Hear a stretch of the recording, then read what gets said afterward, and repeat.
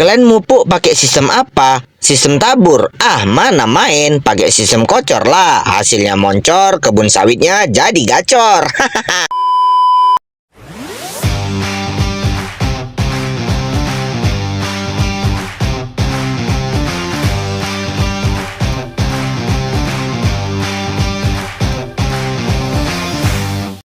Oke kawan-kawan, jadi di video kali ini aku mau cerita sedikit lah ya kan tentang bagaimana pengaplikasian dan apa saja keuntungan jika kita memupuk kebun sawit kita menggunakan sistem kocor. Nah, kalian penasaran? Jangan skip videonya dan pastiin buat kalian tonton sampai habis supaya nantinya tidak terjadi kesalahpahaman di dalam penyampaian. Kalian mupuk pakai sistem apa? Sistem tabur? Ah, mana main, pakai sistem kocor lah. Hasilnya moncor, kebun sawitnya jadi gacor.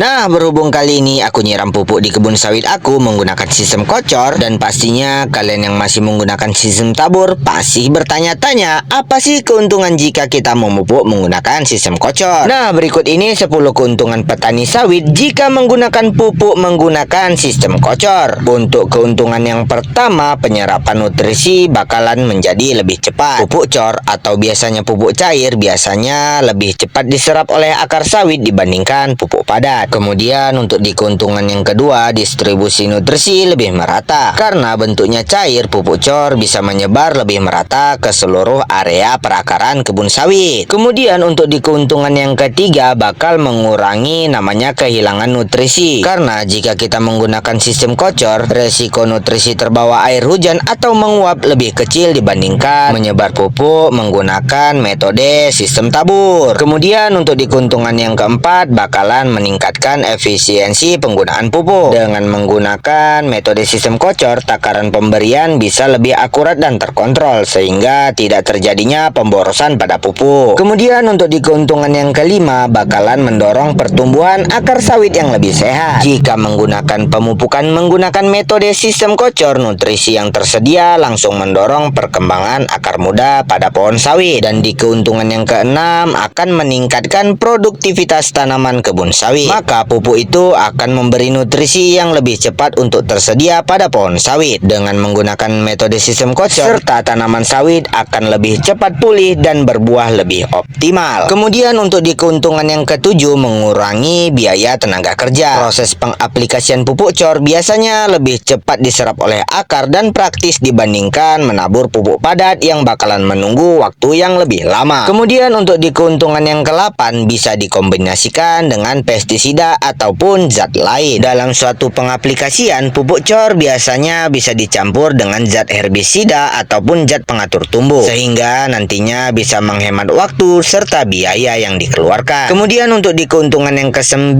akan menjadi lebih ramah lingkungan. Dengan menggunakan sistem kocor, resiko pencemaran tanah dan air akan lebih mudah untuk segera diatasi. Dan untuk di keuntungan yang ke-10, bakal meningkatkan daya tahan tanaman terhadap stresnya dalam masa pertumbuhan sawit. Jika tanaman yang mendapat nutrisi cukup, maka dari itu pupuk cor cenderung lebih tahan terhadap cekaman, baik cekaman cuaca ekstrim dan serangan hama. Nah, jadi gimana kawan-kawan? Yakin nih nggak tertarik buat menggunakan pupuk cor? Kalau gitu, sampai bertemu di video selanjutnya ya kawan-kawan. Dadah!